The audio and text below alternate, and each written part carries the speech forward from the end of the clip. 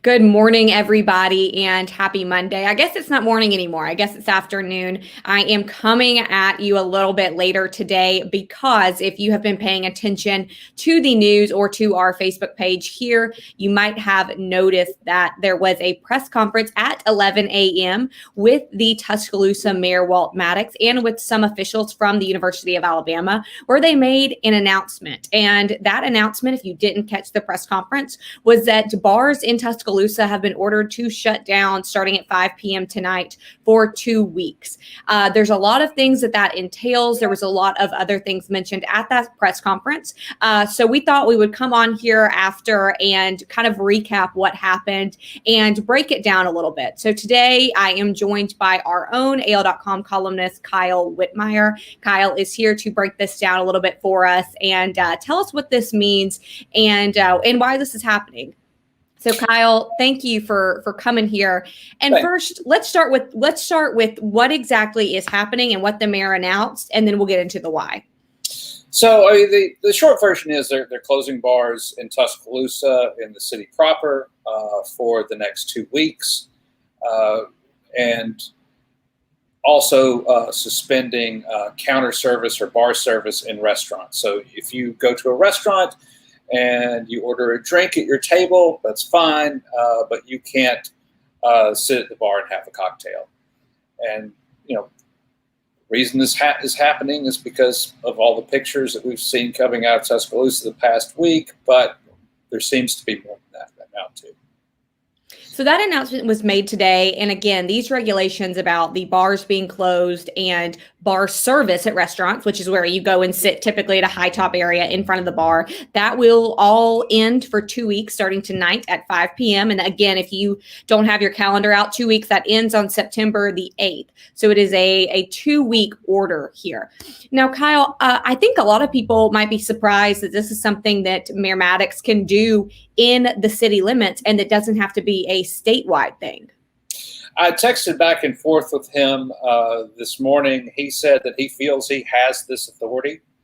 They can't do the same at the county level, but he believes they can do it at the city level. The county level would take some action on the part of either the governor or the ABC board. But he does believe he has the right in the city limits to shut down those bars and that bar service. He thinks he has that authority. And, this might be one of those things where if there's a gray area here, if there's any question, sure, somebody could sue right now, but the likelihood that they would be successful in the next 2 weeks is probably not great. And, I don't know if you want to be that guy if you're a bar owner in Tuscaloosa right now. We already have, football players, staff there saying, hey, if you want a football season this year, stop doing this. But I think for the university system or for the university, it's much bigger than just football. I mean, we're talking about, are we going to be able to have in-person classes this semester in Tuscaloosa? And mind you, this is not just a problem in Tuscaloosa. As the officials there said today, this is happening all over the country. It's happening here in Alabama. And from pictures we've seen in Auburn, it's certainly happening there too. There's so much to this conversation, so much I want to talk about, but there is one thing and a comment here I've got from Mark. And I think it's interesting because we've had this discussion kind of from day one in March where we began to see restrictions. And Mark says, what is a bar? What defines a bar? And that is a question we've grappled with for months with the laws or the orders rather, on bars, entertainment venues, things like that. But I do think it's interesting that today at that press conference, there wasn't a specific definition of a bar that was given. I suspect it'll come down to your liquor license. I don't know what the answer to that is, but I'm certain that ABC and the city of Tuscaloosa probably have a pretty good answer for it. There are, I know in the city of Birmingham, there are differing levels of liquor licenses and what a certain license can do and what others can't. Some are for beer and wine only, some are for hard liquor. They'll figure that out. I mean, the bigger issue here is just that this behavior that we have seen. And I try not to be too judgmental of college students. I used to be one. I was not always the brightest. I'm writing a column right now about something stupid I did during Hurricane Opal that probably put my own life at risk. But even bright students do risky things sometimes, and the issue here is something that they have seen, and they said today we're going to see numbers sometime later today. They wouldn't say exactly when they're going to release the data that they've been collecting, but sometime over the weekend, I think they saw something that scared them. Well, yeah, and we should note that they did say they will post numbers of positive cases in the UA system at 5 p.m. on their dashboard. So we will have all of that for you on AL.com. I'm just looking at my notes and did notice that they did say, look, we've got some numbers we're going to announce later on today. But like you said, there might have been something to happen that made this announcement come this Monday. Keep in mind, they haven't even been in class for a full week. Right. Classes started middle of last week, and we've already seen so many changes to campus life.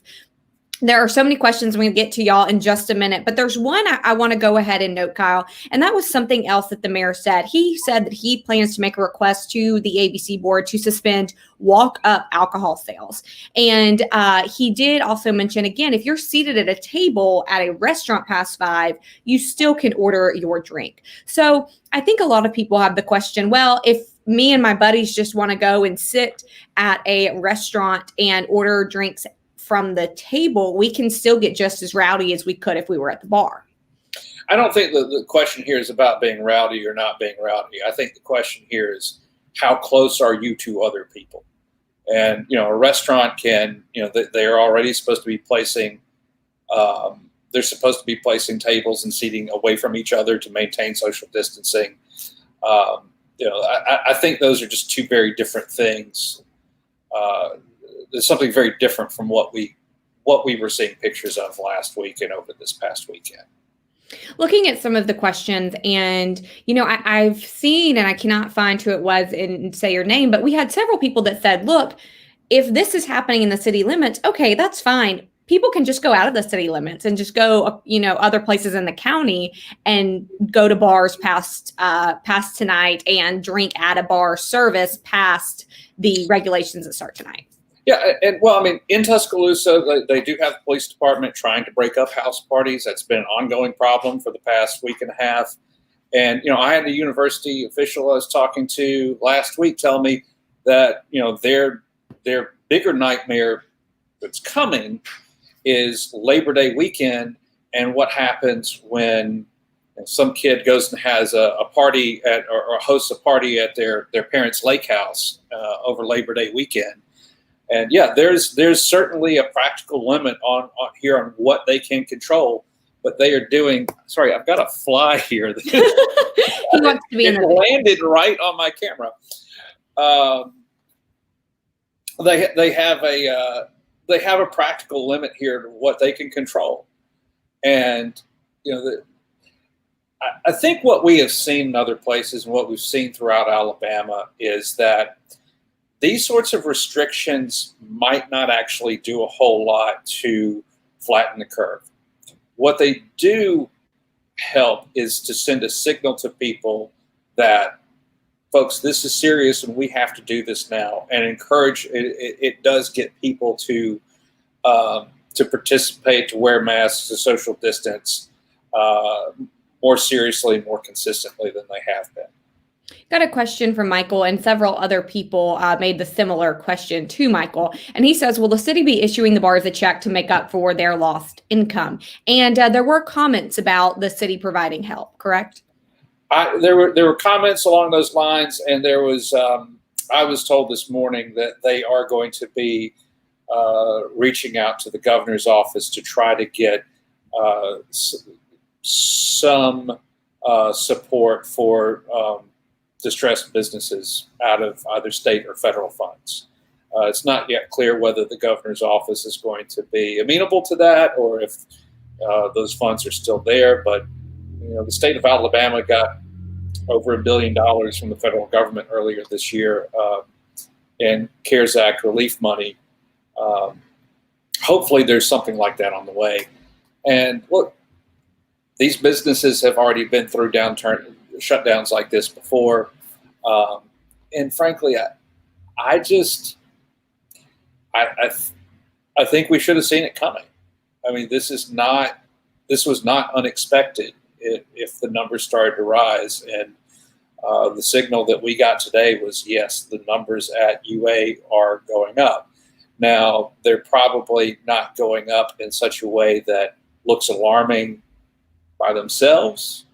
But, the one concept that everybody sort of has to get their head around here is understanding exponential growth and trying to understand that, a small number today, this time next week, if it's doubling every few days, could be a really large number. And, once those beds that they have set aside for quarantine housing are full, once the beds at DCH are full, it's game over for the University of Alabama and maybe game over for the Crimson Tide. I know that I feel kind of silly keep going back to that, but that's what's important to a lot of people here. Right. And I think it's important you talk about logistics, because not only is it just the numbers of the cases rising, but it is just, when you get down to it, it is the logistics of beds at DCH, which serves a very large region. It is about the amount of capacity that those quarantine housing at the University of Alabama can handle. And if those numbers get out of control, then that presents a problem. We should note, and again, I'm going to pull up my notes here, but we should note that officials did say at the press conference today that they were not at capacity in their quarantine housing. They did not provide any specific numbers on that, but they did say they were not at capacity. Again, we're expecting the numbers of those positive cases in the UA system to be released about 5 p.m. today on Monday. So we will keep you updated on that. Now, Kyle, let's talk about several times during this press conference, officials from the University of Alabama mentioned, we want to be able to offer classes on campus. We don't want to have to go online. And that was mentioned several times as I don't know if it's a warning, but there were many mentions about, look, we don't want to have to send you home. Yeah, I mean, that's clearly what's at stake here. And, the other thing that they kept saying a lot too, and this has not always been the case in the past, but the university and the city of Tuscaloosa are working well together right now. Because, look, having these students in Tuscaloosa, having faculty working in Tuscaloosa is important to the economy. I've seen lots of people on Twitter, on Facebook, and other social media saying, well, what does this do for business owners? Well, we're talking about a certain subset of business owners. If these students are sent home, it's going to hurt a much larger circle of businesses in Tuscaloosa. It's going to have a much bigger hit on that regional economy. And, again, I think Tuscaloosa, at least in Alabama, has the misfortune of going first. I think this will be something that we will see in other places pretty soon. There were some of the things that were said today at that press conference. One of the officials from University of Alabama said that the rise in cases is, quote, unacceptable. Again, he didn't give those specific numbers, but he said it's, quote, unacceptable. And another thing that was mentioned, which I thought was interesting, was somebody said that, quote, our challenge is the virus, end quote, not necessarily the students, but they're worried about the virus. And they were very careful to not blame the students for this decision. I thought that was a nice little rhetorical trick. And look, it is not, the students should not be blamed. The whole student body. This is a microcosm of what we are seeing everywhere else.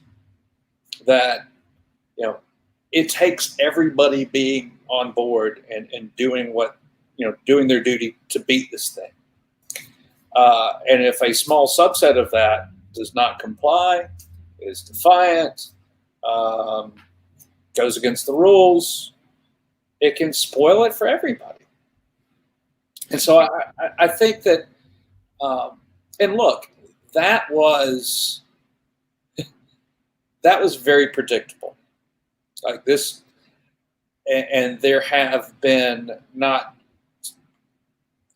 specific to Tuscaloosa, but nationally, there have been analysts, experts saying that this sort of strategy is not going to work, and that what universities are doing is putting their students or putting their students in a position where they get to take their money and then blame the students when this experiment fails. I think the University of Alabama is trying to take a step back from that so that they don't really look like the bad guys if this doesn't work out. Do you think with these regulations, we know the bars specifically will be closed, but many establishments that are restaurants and operate as restaurants that do still sell alcohol, do you think that we're just going to see an influx of people maybe supporting those restaurants and coming out to those restaurants more and maybe in larger groups? I do think where there's a will, there's a way. I don't know what shape that's going to take. I keep going back in my head to a story one of my an old editor of mine told about my own college and how he'd gone back there for an alumni function, and the subject of alcohol on campus came up, and the university president said, "No, there's not really any alcohol on our campus." And this gentleman said that he told the college president, said, "Well, that's funny because when I was a student here, we figured out that if you pulled the cover off of the air conditioners in the dorms, there was a hole there that you could not only hide your beer but keep it cold at the same time." And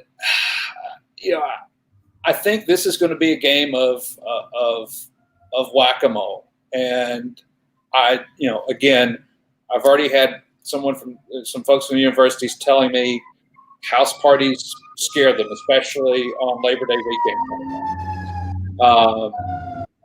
The city of Tuscaloosa is already shutting down house parties and has been for the last week and a half. But they're not going to get everybody. And, I grew up as a kid knowing that, you could do things in my town outside of the city limits and the police jurisdiction of our town that you couldn't do inside. Somebody's going to figure that out. There's that old Pogo cartoon that predates all of us, but it's, we've seen the enemy and he is us. At some point, students are going to have to take individual responsibility. And I'm not sure how realistic it is that everybody is going to accept that. Do you think that there will be, number one, is there a option for the mayor to renew this order after 2 weeks when it expires on, I believe, September the 8th? Let me double check that date. Yes, it is September the 8th. Is there an option for the mayor to renew this order? And is also in the opposite way, if numbers start going down, is there a way for him to say, look, maybe it's only August the 30th, but we'll go ahead and end it? I certainly think he could end it sooner. I doubt that he will. I mean, one thing that we have learned about this virus is that there's really a week to 2 week lag time before you really know whether what you're doing is working. That's going to be very hard because, we're going to look at these numbers, and if they continue to go up, there are going to be people saying, well, that was it's not working, it was unnecessary.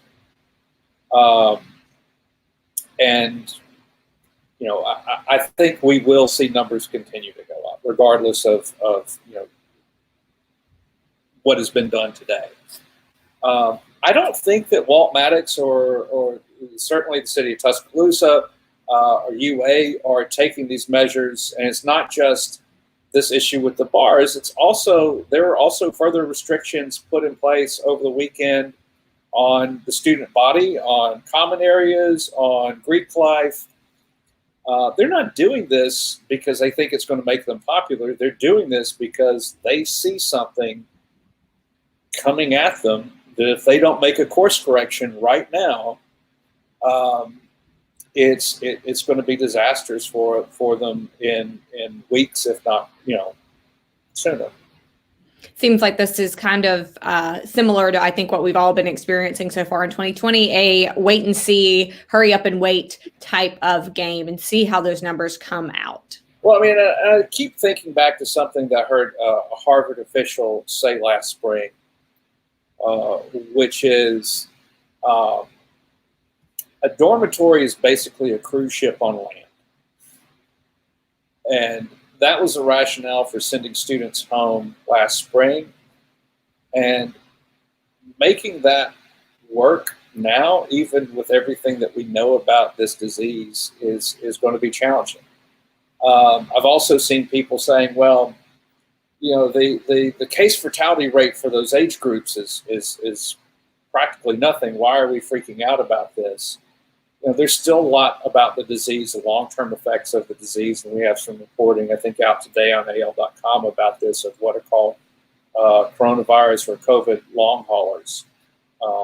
Death is not the only adverse outcome of this disease that we know of. But I think the university is doing the right thing here, to the extent that it's possible to go further. Do you see the any other orders coming out similar across the state? Well, I did see that Auburn is investigating the students at bars there, which I don't know how much investigating they really need to do. You just have to walk down to Sky Bar and look in the window, as one of our colleagues did this past weekend. And these bars are packed out, and there are clearly students there practicing irresponsible behavior. And somebody's got to put an end to that, or it's going to put an end to college life, period. It may happen, that may happen regardless of whether they shut the bars down. But I think these changes are inevitable wherever you have large student populations. And that's not, I think where it's going to get more interesting and more problematic is when you look at UAB or University of South Alabama or Montevallo, or places that are not college towns, quote unquote. How do you implement a shutdown or similar strategies in a much more integrated environment, or is that even possible? That makes sense. I think that, again, that's something that, like you said earlier, it seems like Tuscaloosa might having to be the guinea pig in the situation, go first and see how it goes. If you missed, again, the news, what we're talking about today is bars in Tuscaloosa have been ordered to shut down at 5 p.m. today through 14 days. That is September the 8th when this order expires. Also, this order suspends bar service at restaurants, meaning you can't go up and sit at the bar. You can order from your tables at restaurants, but you cannot go sit at the bar. Again, we're expecting those numbers on cases at the system, the UA system, to be posted around 5 p.m. this afternoon. We will have all of that on AL.com for you. Thank you, Kyle, so much for coming today and breaking this information down. If you also have questions about this, please let us know. We will do our best to answer them, and we will see you tomorrow.